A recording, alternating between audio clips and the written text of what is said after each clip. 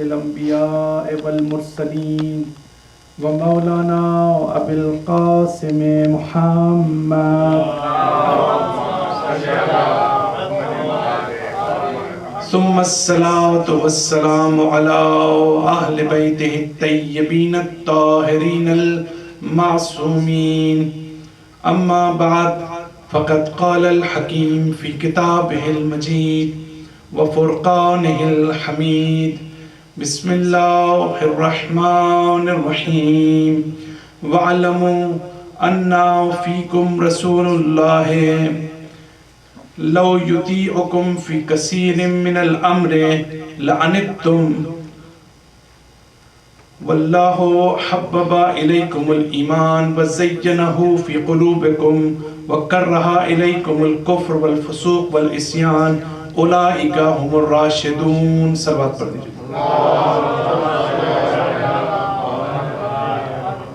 عزیزان محترم، سورہ حجرات کی تفسیر اور اس پر گفتگو کا ہم نے آغاز کیا تھا، اور الحمدللہ ہم اس سورہ کی آیت نمبر 7 پر جو ہے ہم پہنچ گئے ہیں، اور آج قرآن مجید کی انشاءاللہ اس آیت پر گفتگو کریں گے.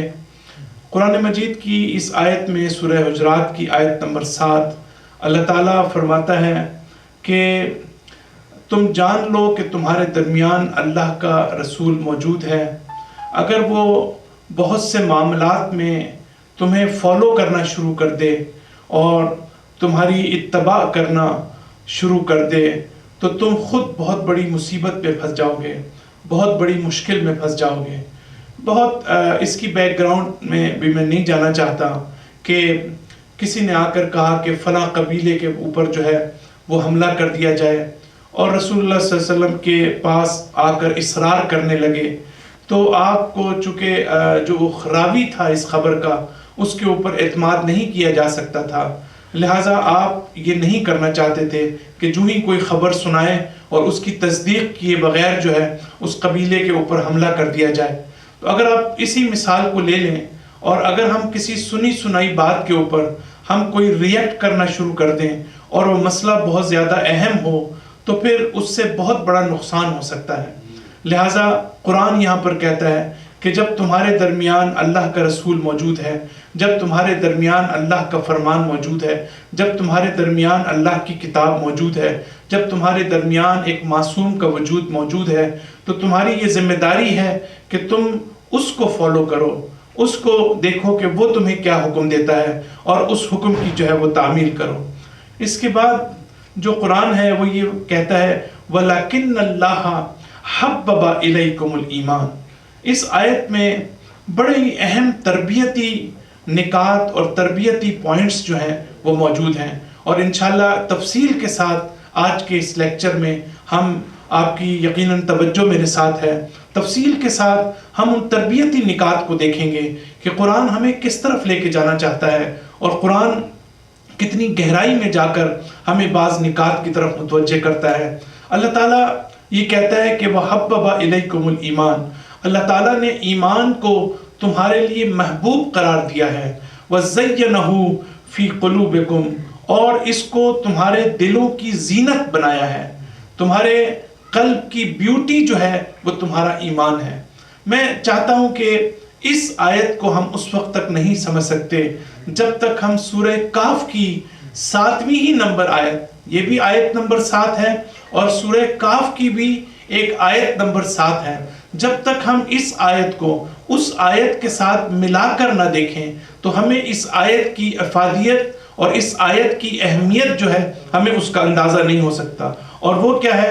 اللہ تعالیٰ سورہ کاف کی آیت نمبر 7 میں، سورہ کاف بہت ہی خوبصورت سورہ ہے اور میں نے اس کی بڑی تفصیل کے ساتھ کسی جگہ پر تفسیر کی ہے اور وہ ویب سائٹ پہ بھی موجود ہے اگر آپ دیکھنا چاہیں تو وہاں پر اللہ تعالیٰ یہ فرماتا ہے إِنَّ جَعَلْنَا مَا عَلَى الْأَرْضِ زِينَةً لَهَا لِنَبْلُوَهُمْ أَيُّهُمْ أَحْسَنُ عَمَلًا.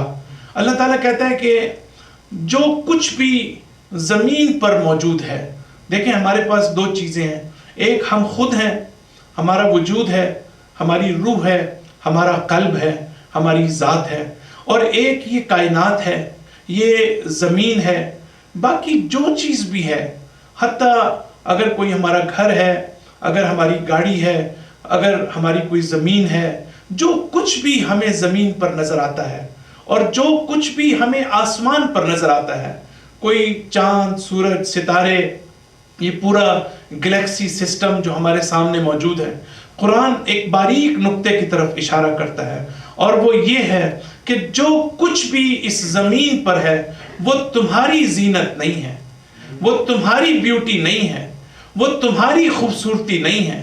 جو اس زمین کے اوپر موجود ہے، یہ اس زمین کی خوبصورتی تو ہو سکتی ہے، لیکن یہ تمہارا حسن نہیں ہے، یہ تمہاری بیوٹی نہیں ہے، یہ تمہاری خوبصورتی نہیں ہے۔ تو یہ زینت جو ہے وہ میں یہ بھی عرض کرتا ہوں کہ یہ جو زینت کا لفظ ہے، اس کا عام طور سے تو ہمیں سمجھ آتی ہے کہ زینت کس کو کہتے ہیں، لیکن تھوڑا سا اور اگر گہرائی میں جائیں تو ہمارے علماء لکھتے ہیں کہ زینت کا مطلب ہوتا ہے کہ آپ کسی چیز کے ساتھ ابھی میں ایک اردو کا ذرا مشکل سا لفظ بولوں گا اور اس کے بعد میں اس کو ٹرانسلیٹ بھی کروں گا اپنی خاص طور پر نوجوان نسل کے لیے، کہ کسی چیز کے ساتھ کسی مرغوب شے کو اضافہ کرنا۔ مرغوب یعنی جس کی طرف انسان کا رجحان ہوتا ہے، جس کو انسان پسند کرتا ہے، جو ڈیزائریبل ہوتی ہے، کسی ڈیزائریبل چیز کا اضافہ کرنا کہ جس کے ذریعے سے آپ لوگوں کو اپنی طرف اٹریکٹ کر سکیں۔ تو اب آپ جو خواتین کی میک اپ ہوتا ہے اس کو بھی اب آپ مثلا یہاں پر سمجھ سکتے ہیں، اور کوئی بھی چیز آپ جو ہے وہ اس کو جب مکس کرتے ہیں اور اس میں کچھ چیزیں ایسی ملاتے ہیں کہ جس کی طرف لوگوں کی توجہ جو ہے وہ آتی ہے، اس طرف آپ اٹریکٹ کرتے ہیں لوگوں کو، اس کو کہتے ہیں زینت۔ تو اللہ تعالیٰ کہتا ہے کہ یہ ساری چیزیں جو ہیں وہ زمین کی زینت ہیں، وہ تمہاری زینت نہیں ہے، وہ تمہاری بیوٹی نہیں ہے۔ اور پھر تمہاری بیوٹی کیا ہے؟ اب کوسچن فوراً پیدا ہوتا ہے ذہن کے اندر کہ پھر ہمارا حسن کیا ہے؟ اس کا جواب اللہ تعالیٰ جو ہے وہ سورہ حجرات کی اس آیت نمبر 7 میں دیتا ہے کہ جو ہم نے جس کو آج گفتگو کی، اور وہ کیا ہے کہ تمہاری بیوٹی تمہارا ایمان ہے، تمہاری خوبصورتی تمہارا ایمان ہے، تمہارا حسن تمہارا ایمان ہے۔ کوئی بھی چیز تمہاری خوبصورتی نہیں ہے۔ کہیں تم یہ مت سمجھ لینا کہ جو چیز تمہاری خوبصورتی نہیں تھی تم کہیں اس کو اپنی خوبصورتی نہ سمجھ لینا، جو چیز تمہاری بیوٹی نہیں تھی اس کو تم اپنی بیوٹی نہ سمجھ لینا۔ اسی لیے اللہ تعالیٰ فرماتا ہے سورہ کاف کی آیت نمبر 7 میں لِنَبْلُوَهُمْ أَيُّهُمْ أَحْسَنُ عَمَلًا۔ یہ اللہ تعالیٰ کیوں کہہ رہا ہے کہ میں اس لیے کہہ رہا ہوں کہ جو چیز زمین پر ہے وہ زمین کی بیوٹی ہے، میں اس لیے کہہ رہا ہوں تاکہ میں تمہارا امتحان لے سکوں، تاکہ میں تمہیں آزمائش سے گزار سکوں، تاکہ میں تمہارا ٹرائل لے سکوں۔ تو یہ جو تمہارا امتحان ہے، یہ امتحان کیا چیز ہے؟ اب اللہ تعالیٰ کس امتحان کی طرف اشارہ کر رہا ہے؟ امتحان یہی ہے کہ اللہ تعالیٰ یہ کہتا ہے کہیں ایسا تو نہیں، یہی تمہارا امتحان ہے کہ جو چیز تمہاری خوبصورتی نہیں تھی تم اسی کو اپنا خوبصورتی سمجھ بیٹھو۔ صلوات پڑھ دیجیے ایک مرتبہ۔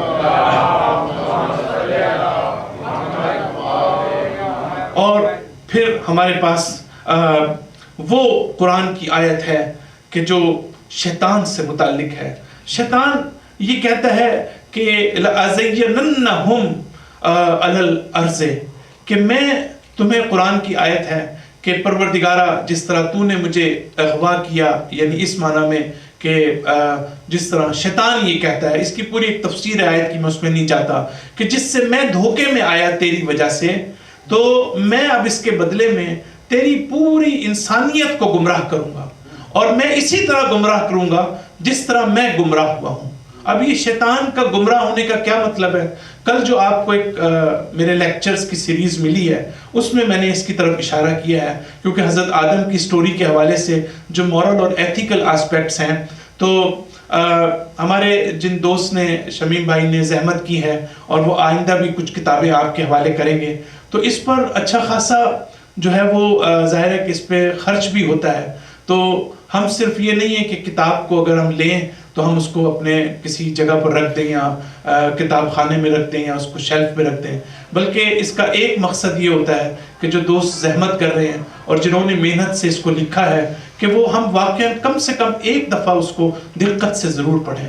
تو میں سمجھتا ہوں کہ یہ ہماری مورل ڈیوٹی ہے کہ اگر ہم کوئی کتاب یہاں سے لیتے ہیں اور جو آپ کو پرووائڈ کی جا رہی ہے اس پر خرچہ بھی آتا ہے, اس پر محنت بھی ہوئی ہے, اور یہ میری ایک اشرح مجالس ہے کہ جو میں نے ٹورنٹو میں پڑھا تھا, اور میں نے اس کے فوراً بعد 12ویں 13ویں مجلس میں یہ پبلش کر کے جو ہے میں نے عوام تک پہنچایا تھا, تاکہ جو لوگ ان چیزوں کو ذہن میں نہ رکھ سکیں جو ہم پوری مجالس میں بیان کرتے ہیں, تو کم سے کم ان کے پاس ریٹن فارم میں جو ہے موجود ہو. میں اپنے طور پر ہمیشہ میں نے اس روش کا اور اس میتھڈالوجی کا شاید میں نے پہلی مرتبہ یہ آغاز کیا ہے, اور میں ہمیشہ اب اس چیز کو ترجیح دیتا ہوں کہ جہاں کہیں بھی میں لیکچرز دوں یا مجالس دوں اس کا ریٹن فارم میں بھی اپنے سننے والوں تک جو ہے وہ پہنچا سکوں. صلوات پڑھ دیجئے ایک مرتبہ. تو شیطان کا کام جو ہے وہ کیا ہے؟ شیطان کہتا ہے کہ میں خوبصورت بنا کے پیش کروں گا, میں جو چیز قبیح ہے, جو چیز گناہ ہے, میں اس کو اچھا بنا کر, اس کو خوبصورت بنا کر پیش کروں گا. جو چیز زمین کی زینت ہے میں انسان کو ایسا دکھاؤں گا کہ وہ اس کو اپنی زینت سمجھنے لگے گا, اپنی خوبصورتی سمجھنے لگے گا. تو اس کا مطلب یہ ہے کہ ہم جب شیطان کی ماہیت کے اوپر بات کرتے ہیں, جب ہم شیطان کو سمجھنا چاہتے ہیں, جب ہم شیطان کی حقیقت کو سمجھنا چاہتے ہیں, تو ہمیں یہ بھی سمجھنا چاہیے کہ شیطان کے حربے کیا ہیں. وہ جب ٹیمپٹنگ کرتا ہے, جب وہ ہمیں ورغلاتا ہے, جب وہ وسوسہ کرتا ہے, تو وہ وسوسہ کرنے کے مختلف انداز ہیں. لہٰذا شیطان کا چیزوں کو خوبصورت بنا کر پیش کرنا یہ اس کے حربوں میں سے ایک ہے. اور قرآن کہتا ہے کہ انسان کبھی کبھی اپنے عمل کو خوبصورت سمجھنے لگتا ہے, اپنی بات کو خوبصورت سمجھنے لگتا ہے. یہ دیکھیں, ہم دوسرا وہی عمل انجام دے رہا ہو تو ایک تو غلط عمل ہم کریں اور پھر ہم اس کو اچھا بھی سمجھیں, تو اور دوسرا اگر واقعاً اچھا انجام دے رہا ہو تو ہم اس کو اچھا نہ سمجھیں. تو یہ ساری چیزیں جو ہیں یہ اس وقت انسان کو سمجھ میں آتی ہیں کہ جب انسان بہت زیادہ اپنے سلسلے میں فیئر ہو اور وہ لاجیکلی جو ہے وہ اچھے اور برے کی پہچان رکھتا ہو. پہلے اس کے کہ کوئی آپ کی تعریف کرے, کوئی آپ کو اپریشیٹ کرے, تو کم از کم ضروری ہے کہ ہم خود اپنے آپ کو ایویلویٹ کریں, کیونکہ کبھی کبھی لوگ حد سے زیادہ ہماری تعریف کرتے ہیں اور ہم یہ سمجھنے لگتے ہیں کہ جو کام ہم نے کیا ہے وہ بڑا ہی خوبصورت اور بڑا ہی بہترین ہے. ہمیشہ میں اس بات کی طرف زور دیتا ہوں کہ قبل اس کے کہ کوئی آپ کی تعریف کرے, قبل اس کے کہ کوئی آپ کو اپریشیٹ کرے, ضروری ہے کہ آپ اپنے اس کام, اپنے اس عمل اور اپنے اس ایکشن کی جو اصل ویلیو ہے اور اس کی جو اصل ورتھ ہے آپ کو خود وہ پتا ہونا چاہیے. صلوات پڑھ دیجئے ایک مرتبہ. اب ایک طرف اللہ یہ نہیں کہتا کہ صرف میں نے ہر چیز اس کو زمین کی زینت بنایا ہے, جو کچھ ہمیں زمین پہ نظر آتا ہے, یہ پہاڑ ہے, یہ دریا ہیں, یہ سمندر ہیں, یہ لیکس ہیں, یہ سب کچھ ہے, لیکن اللہ تعالیٰ کہتا ہے میں نے ان کو تمہارے لیے مرغوب بنایا ہے, میں نے تمہیں ڈیزائریبل بنایا ہے, تمہاری اندر اس کے اندر کشش رکھی ہے, اٹریکشن رکھی ہے. اور پھر ایک طرف اللہ یہ کہتا ہے اور دوسری طرف اللہ تعالیٰ قرآن میں کہتا ہے وَاعْلَمُوا أَنَّمَا الْحَيَاةُ دنیا لہو ولعب وزینت وتفاخر بینکم والتکاثر فی الاموال والاولاد. اب یہ ایک عجیب آیت ایک دم آ گئی کہ اللہ تعالیٰ یہ کہتا ہے ایک طرف کہ یہ ساری چیزیں زمین کی زینت ہیں, آپ اس سے استفادہ کریں. ظاہر زمین کی زینت کا مطلب یہ کہ یہ ہمارے استفادے کے لیے ہے. دوسری طرف اللہ تعالیٰ اس دنیا کی ماہیت کو بیان کرتا ہے, اس دنیا کی حقیقت کو بیان کرتا ہے. اس دنیا کی حقیقت کیا ہے؟ اب 4 سٹیجز ہیں. یہ 5 سٹیجز جو اللہ تعالیٰ نے بیان کی ہیں وہ یہ کہ پہلی چیز یہ ہے کہ یہ دنیا جو ہے وہ لہو ہے, دوسری چیز یہ ہے کہ یہ دنیا جو ہے وہ لائب ہے, تیسری چیز یہ ہے کہ یہ دنیا جو ہے زینت ہے, چوتھی چیز یہ ہے کہ یہ دنیا جو ہے تفاخر ہے, اور پانچویں چیز یہ ہے کہ یہ دنیا جو ہے وہ تکاثر ہے. یہ دنیا کی حقیقت قرآن بیان کر رہا ہے. یہ لہو اور لائب, یہ جس کو ہم لہو کہتے ہیں عام طور سے جلدی میں, یہ لہو و لائب, بعض لوگ ہمارے یہاں اس کو غلط بھی پڑھتے ہیں, لغو کو لغو پڑھتے ہیں اور لہو کو لہو پڑھتے ہیں. تو یہ تھوڑا سا ہمیں میں ویسے پاکستان میں ٹی وی دیکھ رہا تھا, جب بھی دیکھتا ہوں تو مجھے بہت افسوس ہوتا ہے. میرے بہت بزرگ یہاں بیٹھے ہیں اور اردو ادب کے مجھ سے زیادہ ماہر ہیں. مجھے بہت صدمہ ہوتا ہے کہ اتنی غلط اردو بولی جاتی ہے ٹی وی کے اوپر. اور یہ جو نئی نسل ہے نا, یہ بالکل اصلاً فوکس ہی نہیں کرتی زبان کے اوپر، لینگویج کے اوپر، اور پروننسیشن کے اتنی غلطیاں ہمارے اندر ہوتی ہیں، اور نہ ہی ٹیلی ویژن کی آرگنائزیشن کی سطح کے اوپر جو ہے وہ یہ انتظام کیا جاتا ہے کہ ہم یہ دیکھیں کہ ہمارے جو بچے ہیں، ہماری جو نسل ہے، وہ آیا واقعاً زبان صحیح بول بھی رہی ہے یا صحیح طرح نہیں بول رہی. تو یہ ساری چیزیں جو ہیں وہ مثلا ہمارے ہاں غلط اردو بولی جاتی ہے، غلط لینگویج بولی جاتی ہے، اس کو ایڈریس کرنے کی ضرورت ہے. قرآن یہ کہتا ہے کہ لہو و لعب. اب لہو کس کو کہتے ہیں؟ لہو آپ کا کسی ایسے کام میں مصروف ہونا. بہت توجہ کیجیے گا، آج کی مجلس میں بڑے اہم نکات ہیں جو میں سمجھتا ہوں کہ ہمارے لیے ضروری ہیں. لہو کس کو کہتے ہیں؟ لہو اس کو کہتے ہیں کہ کسی ایسے کام میں مصروف ہو جانا جو آپ کو جو زیادہ اہم کام ہے اس سے غافل کرتے. یعنی آپ ہماری زندگی میں دیکھیں ہم کتنے ہی ایسے کام کرتے ہیں جو بیسیکلی اپنے وقت کو ضائع کرنے کے مترادف ہوتا ہے، جو ہم اپنے آپ کو بنیادی طور پر اپنا ٹائم ویسٹ کرتے ہیں، اور جو ہمارا اصل کام ہے. مثال کے طور پر اگر ہمارا مثلا ہم نوجوان ہیں تو ہمیں بہت سا اپنا جو ٹائم ہے اس کو صحیح جگہ پر یوٹیلائز کرنا چاہیے. ہمیں اپنا ٹائم جو ہے صحیح جگہ پر استعمال کرنا چاہیے. ہو سکتا ہے کہ ابھی بچپن میں یا شروع کے دور میں جب ہمارے ماں باپ ہمارا خرچہ اٹھا رہے ہیں، ہمیں کوئی پریشانی نہیں ہے، ہمیں کوئی سٹریس نہیں ہے، تو ہمارے لیے ہو سکتا ہے کہ ہم اپنا وقت ضائع کریں. لیکن ایک وقت ایسا آتا ہے کہ جب انسان اس بات پر افسوس کرتا ہے کہ کاش فلاں وقت میں میرے پاس ٹائم ہونے کے باوجود اگر میں صحیح جگہ پر اس کو یوٹیلائز کر لیتا تو آج عملی زندگی میں مجھے اتنی مار نہ کھانی پڑتی. صلوات پڑھ دیجئے ایک مرتبہ. تو یہ لہو جو ہے وہ اس کو کہتے ہیں کہ انسان ایسے کاموں میں پڑ جائے کہ جس کے بعد جو ہے وہ انسان جو زندگی کا اصل مقصد ہے اس کو بھول جائے، جو زندگی میں اصل کام کرنا ہے وہ اس کو بھول جائے. لہٰذا ظاہر ہے کہ جب ہم بچوں کی سطح پر بات کرتے ہیں تو یہ ماں باپ کی ذمہ داری ہے، یہ ہمارے ذاکرین کی ذمہ داری ہے، یہ ہمارے علماء کی ذمہ داری ہے کہ وہ اپنی نئی نسل کو یہ بھی بتائیں کہ ان کا اصل مقصد کیا ہے، ان کو اصل فوکس کس چیز پہ کرنا ہے، اور کن کن چیزوں میں انہیں اپنی صلاحیت، اپنی استعداد، اپنی ایبیلٹی اور اپنی پوٹینشل جو ہے اس کو انہوں نے اجاگر کرنا ہے، اس کو ڈیولپ کرنا ہے. یہ ساری چیزیں جو ہمارے لائب کس کو کہتے ہیں؟ اب یہ لاف کی ہمیں سمجھ آ گئی. اللہ تعالیٰ کہتا ہے یہ دنیا 5 چیزوں کا نام ہے. لائب کس کو کہتے ہیں؟ لائب یہ ہوتا ہے کہ ہم اپنے خیال میں کسی چیز کو آرگنائز کرتے ہیں، اور آرگنائز کرنے کے بعد جو ہے ہم پھر اس کو جو ہے یعنی اپنی خیالات کی دنیا میں ہم کچھ کام کرتے ہیں. اس کا تعلق نہ عقل سے ہوتا ہے، نہ منطق سے ہوتا ہے، اور نہ حقیقت سے ہوتا ہے، نہ حقیقی دنیا سے ہوتا ہے. ہمارے دوست ہیں وہ کہتے ہیں کہ میں تھوڑی سی مثالیں جو ہے وہ زیادہ دیا کروں تاکہ جو آسانی سے سمجھ آئے. تو اس کی مثال کیا ہے؟ مثلا آپ چھوٹے چھوٹے بچوں کو دیکھیں، جب آپ ان کو کھلونے لا کے دیتے ہیں تو وہ کھلونوں میں مثلا ایک گیم کھیلتے ہوں، اور وہ کچھ سپاہی ہیں، کچھ فوجی ہیں، 2 طرف کی فوجیں بنا دیتے ہیں، اور پھر اس کے بعد وہ جنگ کرواتے ہیں، اور اس کے بعد کیا کرتے ہیں؟ وہ ساری چیزیں الٹ پھیر کر کے اس کو وائنڈ اپ کر دیتے ہیں. تو وہ اپنے خیالات کے تحت زندگی گزارتے ہیں. وہ بچہ جو ہے وہ کیا کرتا ہے؟ پہلے وہ ساری چیزیں آرگنائز کرتا ہے، پہلے وہ کسی کو فوجی قرار دیتا ہے، کسی کو سپاہی قرار دیتا ہے، کسی کو دشمن قرار دیتا ہے، کسی کو دوست قرار دیتا ہے، اور آخر میں وہ ساری چیزیں جو ہے نا وہ ختم کر دیتا ہے. اس کو کہتے ہیں لائب. یعنی یہ لہو و لعب کے درمیان اس فرق کو سمجھنا بہت ضروری ہے. اور اس کے بعد زینت کی میں نے تعریف کر دی، اور پھر یہ کہتے ہیں اللہ تعالیٰ کہ یہ تفاخر کیا ہے کہ اب جو چیز اسلام نے منع کی ہے، جو چیز قرآن نے منع کی ہے، قرآن یہ کہتا ہے کہ یہ قبیلے اور علاقے جو تمہارے ہیں یہ صرف تمہاری پہچان کے لیے، لتعارفوا، یہ تمہاری پہچان کے لیے.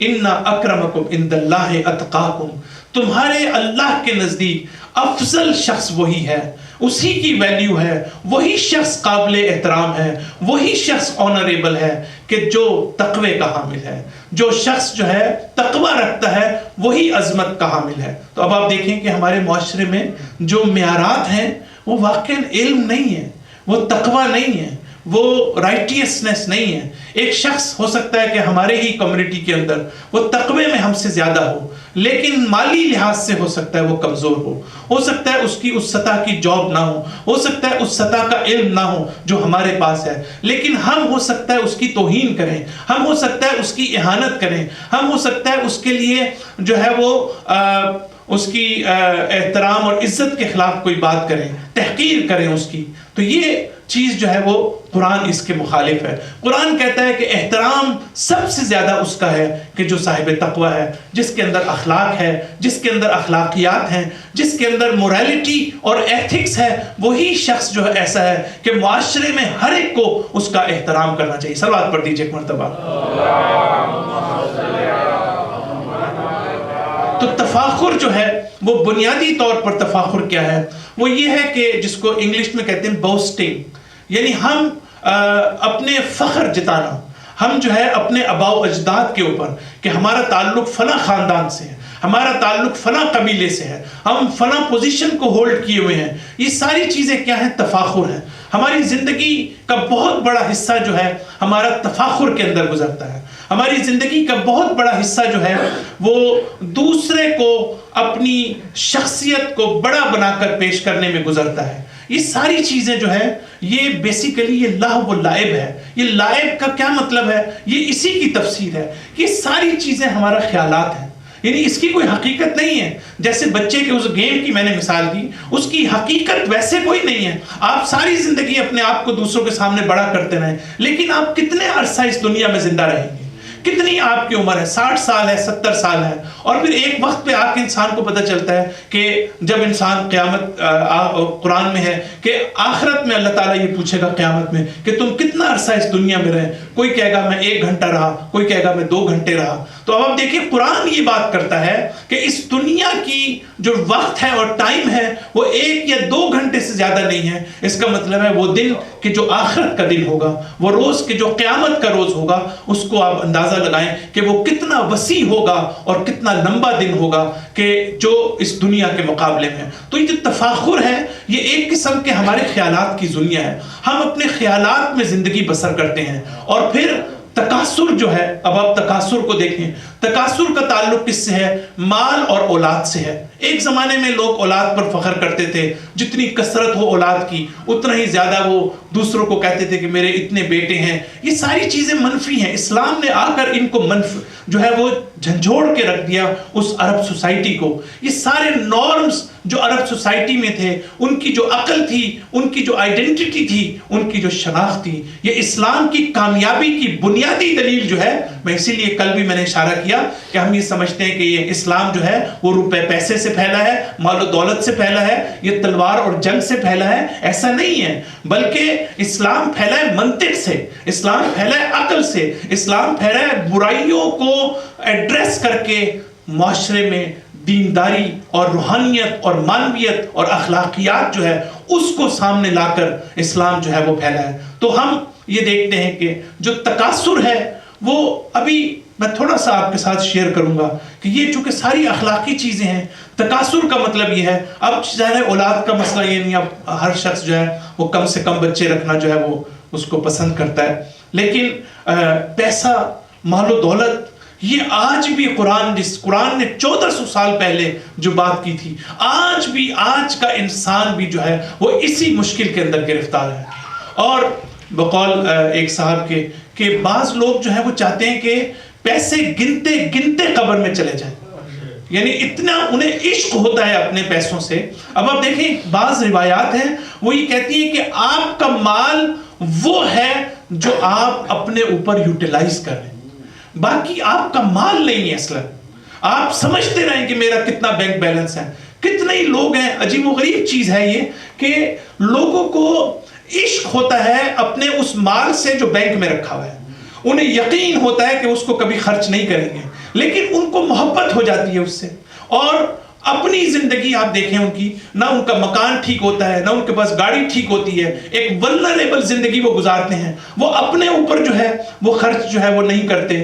تو ایسے لوگ جو ہیں انہیں مال سے محبت ہوتی ہے, انہیں مال و دولت سے محبت ہوتی ہے، انہیں یہ نہیں. اور بہت سے لوگ کیا کرتے ہیں، یہ بھی میں ساتھ ساتھ اشارہ کروں، اب ہم چونکہ بہت سے کمیونٹی میں یہ ایشوز فیس کرتے ہیں تو ظاہر ہے کہ یہ پرابلمز فیملیز کے اندر آتی ہیں، اور ماں باپ لٹرلی جو ہے وہ آپ کے سامنے آ کے روتے ہیں، کرائے کرتے ہیں کہ ان کے بچوں نے ان کو گھروں سے نکال دیا، یا اس قسم کے ہزاروں مسائل جو تربیتی مسائل ہیں ہمارے نوجوان نسل کو، کہ ماں باپ کا احترام کتنا امپورٹنٹ ہے. بہرحال یہ اپنی جگہ پر، لیکن آپ دیکھیں کہ وہ باپ آ کر ہمیں یہ کہتا ہے کہ ہم نے اسی بچے کو کروڑوں روپیہ ہم نے اس پر خرچ کر دیا کہ اس کو امریکہ میں پڑھائیں، اس کو کینیڈا میں پڑھائیں تاکہ یہ اعلیٰ تعلیم یافتہ ہو. آج ہمارے پاس کچھ نہیں ہے، ہم نے ساری جائیدادیں بیچ کر جو ہے ہم نے اپنے بچوں کو پڑھایا، آج اسی بچے نے ہمیں اپنے گھر سے نکال دیا. یہ ساری چیزیں ہمارے یہاں ہوتی. صلوات پڑھ دیجئے ایک مرتبہ. تو پھر میں ظاہر ہے کہ جب بات کرتا ہوں تو میں کہتا ہوں کہ یہ بھی ہمارے ماں باپ کی غلطی ہے کہ جب تک وہ اپنے آپ کو اسٹیبلش نہیں کریں گے، انہیں پہلے اپنے آپ کو اسٹیبلش کرنا چاہیے. جب وہ اسٹیبلش ہو جائیں گے تو آپ کے بچے بھی آپ کے سامنے جھکیں گے، آپ کی بہو بھی آپ کے سامنے جھکے گی. لیکن جب آپ خود ڈیپینڈنٹ ہو جائیں گے اور سب کچھ ان کے اوپر لٹا دیں گے، پھر آپ ان سے توقع کریں تو ایسی چیز کا جو ہے وہ امکان نہیں ہے. تو تکاثر کا ایشو جو ہے وہ یہی ہے کہ انسان اپنے پیسے کو دوست رکھتا ہے، اور پیسے کو دوست رکھنا جو ہے وہ قرآن کہتا ہے بس دنیا جو ہے وہ اسی کا نام ہے. تو پھر ہم اللہ تعالیٰ سے یہ سوال کریں گے کہ پروردگارہ ہمیں یہ سمجھ آئی اس قرآن کی اس آیت سے، ایک طرف تو بات کرتا ہے کہ ساری چیزیں خوبصورتی ہیں، یہ زینت ہے، دوسری طرف تو یہ کہتا ہے کہ ہمارے اندر ان کی طرف ایک محبت ہے کہ ہم جہاں خوبصورت چیز ہوتی ہے اس کی طرف اٹریکٹ ہوتے ہیں. خدایا تیسری طرف یوں کہتا ہے کہ دنیا ایک کھیل سے زیادہ کچھ نہیں ہے، یہ کھیل کا ایک میدان ہے جو چند دن کے لیے سجے گا، اور اس کے بعد اللہ تعالیٰ کہتا ہے کہ ہم سب کچھ وائنڈ اپ کر لیں گے. قرآن مجید کی اس کے بعد والی آیت بھی ہے کہ جس میں اللہ تعالیٰ فرماتا ہے کہ انسان کو اللہ تعالیٰ یہ جو دنیا ہے اس میں ہم اس کو چٹیل میدان بنا دیں گے، ہم اس کو ڈسٹ اور سوئل کی شکل دے دیں گے. یہ ساری چیزیں جو آپ کو خوبصورتی نظر آتی ہے ہم اس کو سارا کا سارا وائنڈ اپ کر لیں گے. تو اب سوال یہ ہے کہ اللہ تعالیٰ ایک مقام پر فرماتا ہے وَمَا خَلَقْنَا السَّمَاءَ وَالْأَرْضَ وَمَا بَيْنَهُمَا لَاعِبِينَ. کتنی خوبصورت قرآن کی آیت ہے. اللہ تعالیٰ کہتا ہے کہ ہم نے زمین اور آسمانوں کو خلق کیا، اور ہم کوئی بازیگر نہیں ہیں، ہم نے یہ کوئی کھیل کے لیے نہیں کیا. ہمارا مقصد یہ نہیں تھا کہ تم ساری عمر ان کے ساتھ کھیلو، یعنی لاعبینا، ہم کھلانے والے نہیں ہیں، ہم بازیگر نہیں ہیں. تو فوراً سوال ذہن میں آتا ہے، بہت توجہ کیجئے گا، فوراً سوال ذہن میں آتا ہے پروردگارہ ایک طرف تو یہ کہہ رہا ہے یہ سارا کھیل ہے جو میں نے سجایا ہے، اور دوسری طرف کہتا ہے کہ میں کھلانے والا نہیں ہوں، میں جو ہے وہ میں تو حکیم ہوں، میں تو حکمت کا حامل ہوں. تو یہ کیا مطلب ہے؟ اب یہ وہ نقطہ ہے کہ جہاں پر ہمارے عرفاء بڑی خوبصورت بات کرتے ہیں، اور اللہ تعالیٰ یہ کہتا ہے کہ دیکھو اگر میں تمہیں تمہارے کھیل کا ماحول فراہم کرتا ہوں، اگر تمہیں میں اپرچونٹی دیتا ہوں اس دنیا کے اندر، جس کو میں کھیل کا نام دیتا ہوں، جس کو لاہو لعب کا نام دیتا ہوں، یہ ساری چیزیں جو ہیں یہ میری حکمت کا تقاضا ہے. میں کوئی بازیگر کی حیثیت سے سامنے نہیں آیا، یہ میری حکمت کا تقاضا ہے. اب یہ حکمت سے کیا مراد ہے؟ اب جو مثالیں میں دے رہا ہوں اب آپ کو سمجھ آئے گی کہ میں بنیادی طور پر کہہ رہا ہوں. میں 2 مثالیں آپ کے سامنے دینا چاہتا ہوں، اور وہ پہلی مثال یہ ہے کہ فرض کریں کہ ایک باپ ہے جو بہت پڑھا لکھا ہے، وہ اپنے بچے کے لیے، اپنی بچی کے لیے کھلونے لے کے آتا ہے، ڈال یا گڑیا لے کے آتا ہے. تو مجھے یہ بتائیں کہ باپ جو اتنا پڑھا لکھا ہے اپنے بچے کے لیے کھلونے لے کر آ رہا ہے، کیا یہ اس کی حکمت کے خلاف ہے؟ کیا وہ بازیگر ہے؟ کیا وہ بچے کو ساری عمر کہتا ہے کہ تم اس گڑیا سے کھیلتے رہو؟ کیا وہ یہ چاہتا ہے کہ اس کے بچے نہ پڑھیں نہ لکھیں نہ کوئی معاشرے میں کوئی مقام حاصل کریں اور ساری زندگی اس کھلونوں سے کھیلتے رہیں؟ نہیں، وہ باپ بچے کے لیے کھلونے کس لیے لایا کہ بچہ اس عمر کے اس حصے میں ہے کہ ابھی کچھ دیر اس کو کھیلنا چاہیے، کچھ دیر اس کو آرام و سکون کے لیے لطف اٹھانا چاہیے ان کھلونوں سے. لیکن باپ کا مقصد ہرگز نہیں ہے کہ وہ ان کھلونوں سے ہی عشق کرنے لگ جائے. اور ساری زندگی ان کے ساتھ کھیلتا رہے. اسی طریقے سے دوسری مثال یہ ہے کہ یہ اسکولز جو ہیں، جب بچے اسکول میں جاتے ہیں تو وہاں پر بریک ٹائم ہوتا ہے. وہ بریک ٹائم کس لیے ہوتا ہے؟ اس بریک ٹائم میں بچے کھیلتے ہیں، اس بریک ٹائم میں بچے کھاتے ہیں، تاکہ وہ بچے کچھ دیر کے لیے لطف اندوز ہوں، کچھ دیر کے لیے ان کو خوشی نصیب ہو، کچھ دیر کے لیے ان کو آرام و سکون ہو. لیکن 1 گھنٹے کے بعد انہیں واپس کہاں جانا ہے؟ کلاسوں کے اندر واپس جا کر تعلیم حاصل کرنی ہے. تو ان کا بنیادی مقصد کیا ہے؟ تعلیم حاصل کرنا. لیکن اگر کوئی بچہ یہ کہنے لگ جائے کہ میں تو اب ساری عمر میری بریک ہی ہونی چاہیے، مجھے تو کلاس میں جانا ہی نہیں ہے، بس عزیزان محترم، یہی اللہ تعالیٰ اس آیت میں کہنا چاہتا ہے کہ میں نے اس دنیا کو تمہارے لیے سجایا ہے، اس لیے نہیں کہ تم اپنے آپ کو اس کے ساتھ اٹیچ کر لو، اس لیے نہیں کہ تم اپنی آخرت کو بھول جاؤ، اس لیے نہیں کہ تم اپنی اصل مقصد کو بھول جاؤ. جس مقصد کے لیے میں نے تمہیں خلق کیا، جس ہدف کے لیے میں نے تمہیں خلق کیا، وہ چیز جو ہے وہ امپورٹنٹ ہے. تو یہ نقطہ سبات پڑھ دیجئے ایک مرتبہ. اللہ تعالیٰ کہتا ہے کہ میں نے اگر تمہیں یہ کھیل کا سامان فراہم کیا ہے اس دنیا میں. اب آپ دیکھیں کہ ہم لوگ جاتے ہیں، اپنے بچوں کو لے کے جاتے ہیں، خود جاتے ہیں، ہم تفریح پر جاتے ہیں، ہم دوسرے شہروں میں جاتے ہیں. یہ ساری چیزیں بہت آئیڈیل ہیں، ایکسیلنٹ ہیں، ہمیں یہ کرنا چاہیے. لیکن ہم بھی اپنی دنیا میں، اللہ تعالیٰ یہ بھی کہنا چاہتا ہے کہ ہم ہی اپنی دنیا میں ایک ایکسپیرینس کرتے ہیں. ہمیں معلوم ہے کہ اگر چند دن کے لیے ہم کہیں سیر تفریح کے لیے گئے ہیں تو ہمارا اصل مقصد سیر تفریح نہیں ہے. صرف یہ ہے کہ ہمارا کچھ سٹریس کم ہو جائے، ہمارا کچھ ڈپریشن کم ہو جائے، ہم کچھ تھوڑا سا آرام کر سکیں. ہم نے اتنا کام کر لیا، اتنی محنت کر لی، اتنی زحمت کر لی، لیکن اس کا ہرگز مطلب نہیں. اللہ تعالیٰ ہم سے یہی چیز بالکل اصل دنیا میں بھی چاہتا ہے. اللہ تعالیٰ کہتے ہیں جیسے تم اپنی زندگی میں ایسا سوچتے ہو، اسی طرح اس دنیا کے بارے میں بھی سوچو. اس دنیا کی ہر چیز جو ہے وہ فنا ہو جانے والی ہے. کل شیء ہالک الا وجہہ، ہر چیز خالق ہو جائے گی. وما عندکم، قرآن یہ کہتا ہے کہ ینفدو، جو تمہارے پاس ہے وہ فنا ہونے والا ہے. وما عند اللہ باق، اور جو اللہ کے پاس ہے وہ باقی رہنے والا ہے. تو اس کا مطلب یہ اللہ تعالیٰ کہتا ہے کہ یہ وسیلہ ہے تمہارے لیے دنیا، کہ تم اس کے ذریعے سے اپنی آخرت کو تعمیر کرو. تم اگر بریک کا ٹائم ہوتا ہے تو اس کے ذریعے سے تم اپنے آپ کو اسٹرینتھن کرتے ہو، اپنے آپ کو پاورفل بناتے ہو، اور اپنے آپ کو اس قابل بناتے ہو کہ تاکہ تم زندگی کا اصل کام کر سکو، اپنے اصل مقصد تک پہنچ سکو. اسی طرح اللہ تعالیٰ کہتا ہے کہ میں نے جب یہ دنیا، یہ میں نے جو ایک پوری دنیا کو تمہارے لیے سجایا ہے، یہ تفریح کے لیے یہ دنیا تمہارے لیے بنائی ہے، تو اللہ تعالیٰ کہتا ہے میں نے تمہیں اس کے ساتھ ساتھ میں نے کچھ چیزیں اور بھی دی ہیں جو تمہیں یہ بتاتی ہیں کہ اس دنیا میں تم نے ہمیشہ نہیں رہنا، جو تمہیں بتاتی ہیں کہ اس دنیا میں تمہاری ہمیشہ کے لیے زندگی نہیں ہے، جو تمہیں بتاتی ہے کہ تمہیں اس دنیا سے جانا ہے. اور وہ کیا ہے؟ وہ تمہاری عقل ہے. میں نے تمہیں عقل دی، میں نے تمہیں فطرت دی، میں نے تمہیں ہارٹ دیا، قلب دی، روح دی. اور پھر اگر تم یہ کہو کہ خدایا ہماری عقل کافی نہیں ہے، خدایا ہماری فطرت کافی نہیں ہے، خدایا ہمارا دل کافی نہیں ہے، اللہ کہتا ہے میں نے اس کے لیے تمہیں انبیاء کو بھیجا، میں نے اپنے انبیاء کو بھیجا، میں نے اپنے ائمہ کو بھیجا، میں نے کتابیں نازل کی، قرآن کو نازل کیا، آسمانی کتابوں کو نازل کیا، تاکہ ایک باہر کی دنیا میں بھی تمہارے لیے حجت قائم ہو جائے، اور تمہارے اندر بھی میں نے عقل کی صورت میں اور فطرت کی صورت میں حجت رکھی. یہ چاروں چیزیں، پانچوں چیزیں تمہیں بار بار یہ بتاتی ہیں کہ تمہیں اس دنیا سے وابستہ نہیں ہونا، بلکہ تمہیں آخرت کی طرف سفر کرنا ہے. صلوات پڑھ دیجئے ایک مرتبہ.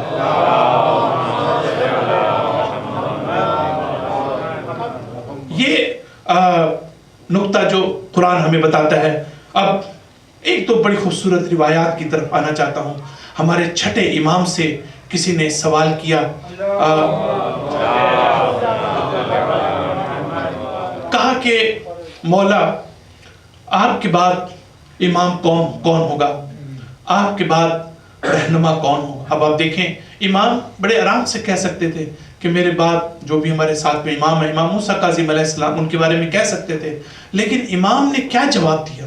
اب امام کے جواب کو سمجھیں، امام ایک میسج کیسے کنوے کر رہے ہیں. امام فرماتے ہیں، اب کتنا خوبصورت جواب ہے، فرماتے ہیں من لا یلہو ولا یلعب، میرے بعد وہ ہوگا کہ نہ وہ لاف میں اور نہ لائب میں مبتلا ہوتا ہے، وہ اس قسم کے کام نہیں کرتا کہ جو اس کو اصل مقصد سے ہٹا دیں، نہ وہ خیالات میں زندگی کرتا ہے. میرے بعد آنے والا جو ہے وہ ہوگا کہ جو لہو و لعب میں مبتلا نہیں ہے.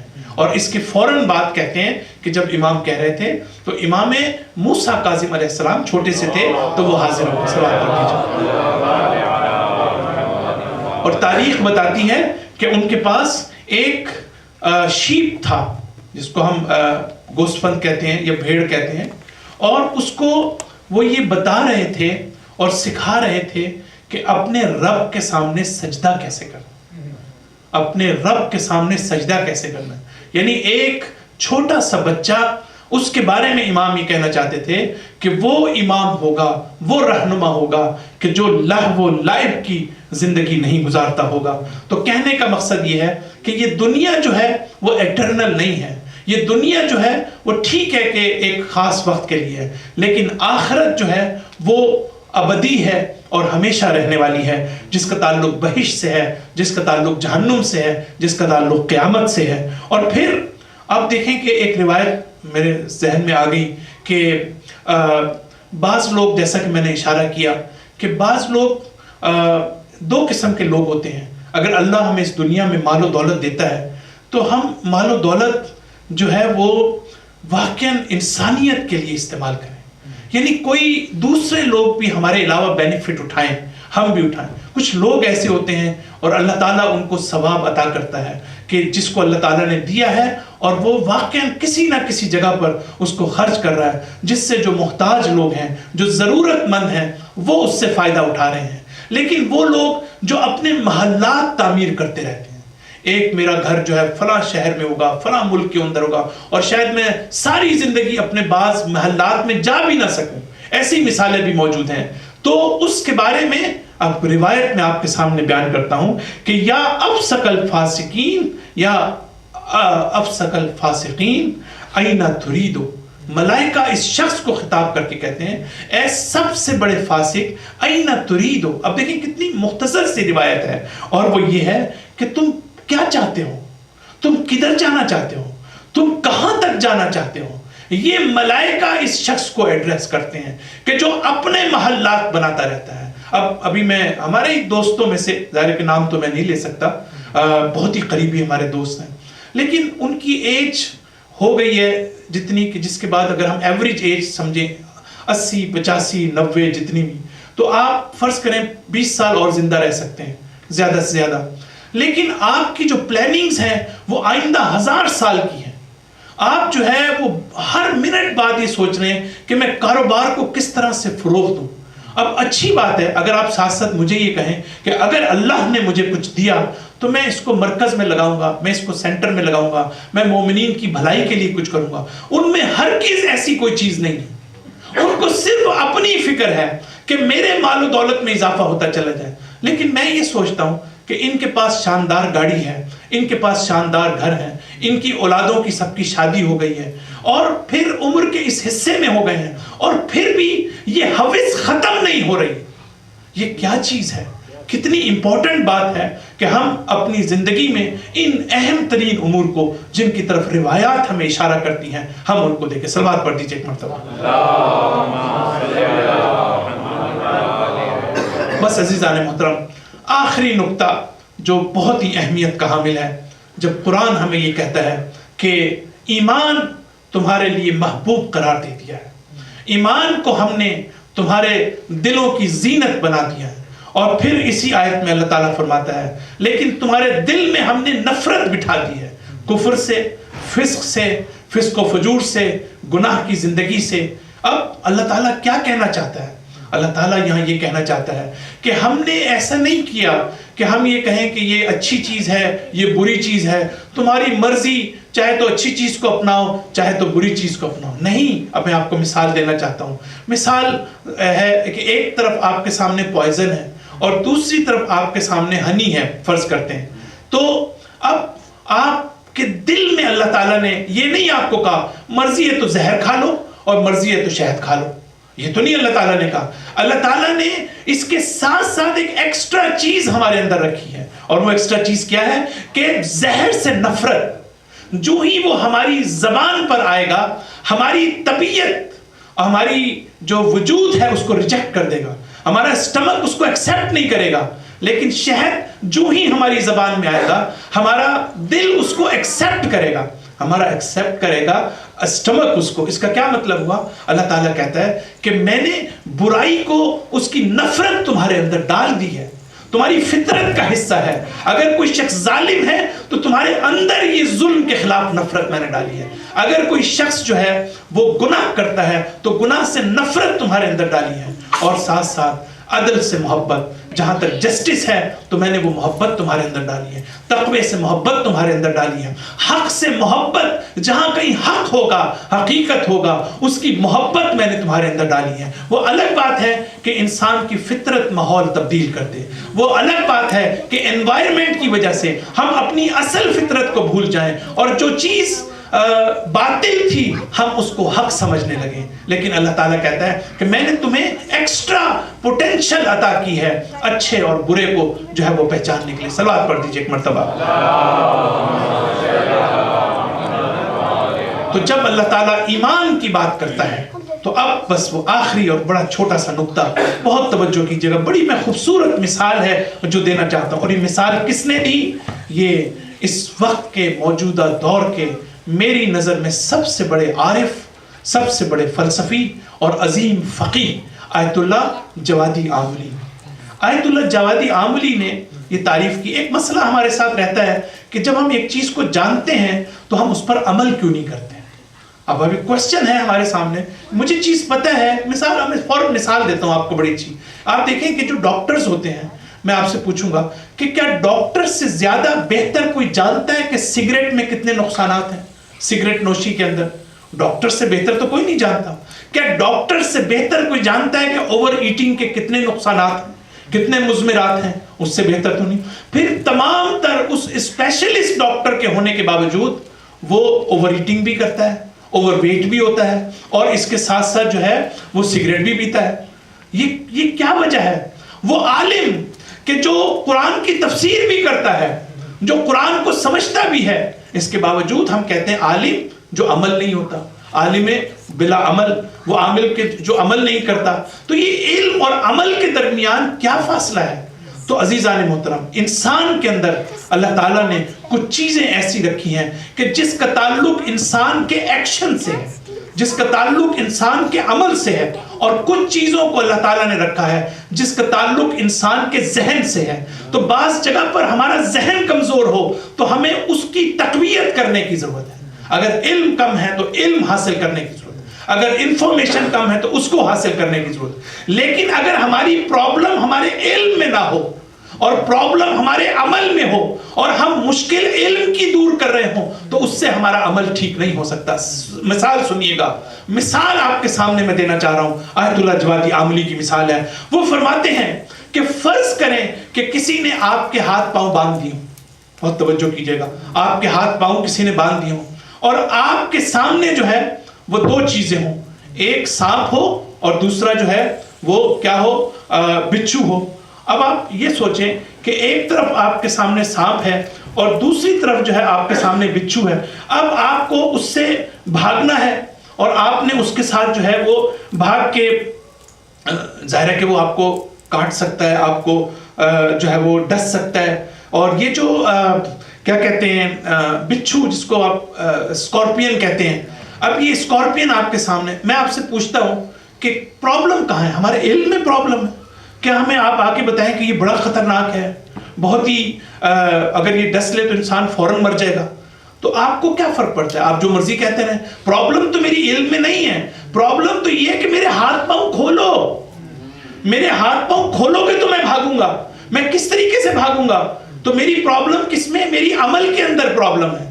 بس اب آپ دیکھیں کہ اگر فرض کریں کوئی شخص ڈس ایبل ہو، اب اگر ڈس ایبل اگر کوئی شخص ہے اور اس کے سامنے سانپ ہے، بچھو ہے، کوئی جنگلی جانور ہے، تو آپ اس کو جتنا مرضی بتاتے رہیں علمی لحاظ سے کہ یہ بڑا خطرناک، اس پر کیا فرق پڑتا ہے؟ وہ کہے گا مجھے تو کوئی پرابلم نہیں ہے، مجھے تو پرابلم عمل کی ہے، میں پیرالائز ہوں، میں تو بھاگ نہیں سکتا، مجھے ایسے وسیلے کی ضرورت ہے۔ بہت توجہ کیجیے گا، مجھے ایسے وسیلے کی ضرورت ہے جو میری عقل کے لیے نہیں، جو مجھے عمل کی طرف موٹیویٹ کر سکے۔ صلوات پڑھ دیجیے ایک مرتبہ۔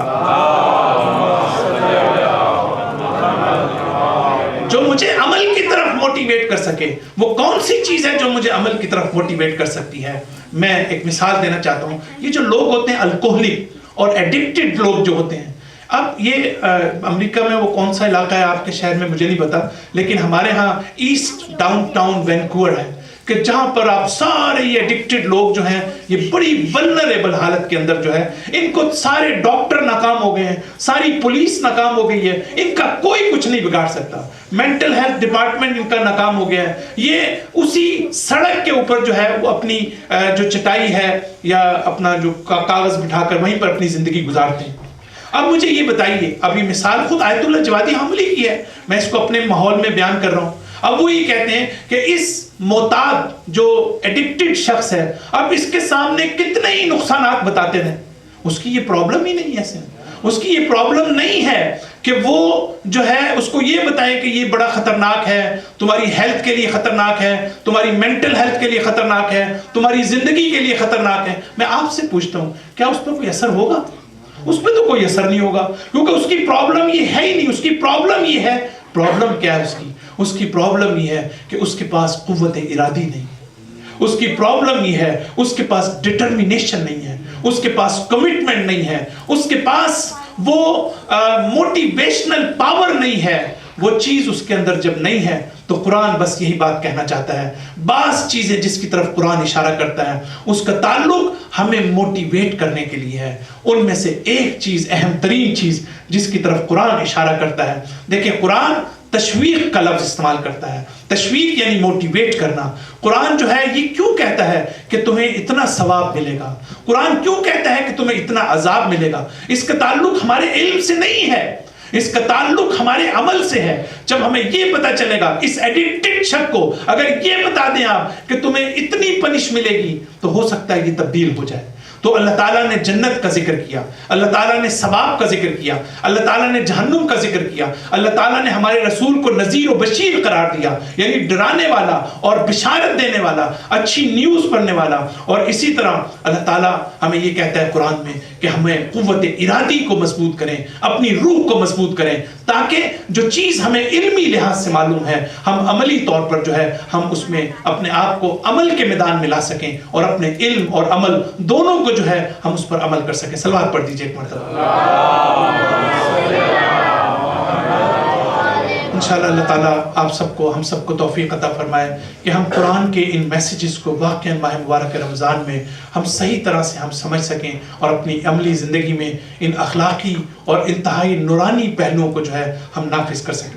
پروردگارا تو تیری عزت و جلالت کا واسطہ ہماری اس مختصر سی عبادت کو قبول فرما. جو مومنین پریشان حال ہیں ان کی پریشانی کو دور فرما، جو مومنین اس دنیا سے جا چکے ہیں ان کی مغفرت فرما. پروردگارا ہماری نئی نسل کو ہدایت فرما. پروردگارا انہیں سیدھے راستے پر رکھ. پروردگارا جو مومنین مریض ہیں، مریض بیمار کربلا کے صدقے میں انہیں شفائے کاملہ عنایت فرما. ہمارے امام زمانہ علیہ السلام کے ظہور میں تعجیل فرما. ربنا تقبل منا انک سمیع العلیم.